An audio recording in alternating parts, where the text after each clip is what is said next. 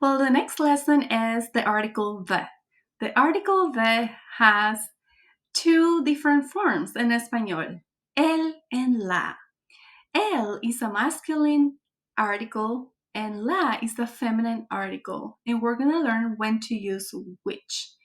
All right, so el is used for words ending in o, n, r, s, pa.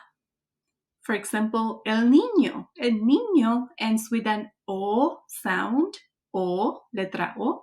That's why it's el niño. On the other hand, la is used for nouns ending in a, dad, ed, sion, sion. For example, la niña. La niña ends with the a sound, a. That's why we use the article la. You'll see some words that don't apply to these rules, but most of the words in Espanol will fit into the one of the categories.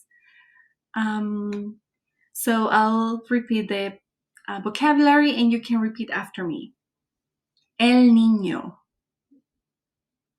la niña, el papá, la mamá, el libro, la pelota, el corazón,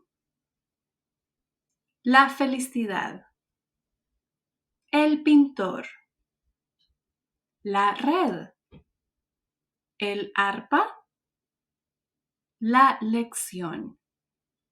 And if you're in my online sessions, you know what these words mean.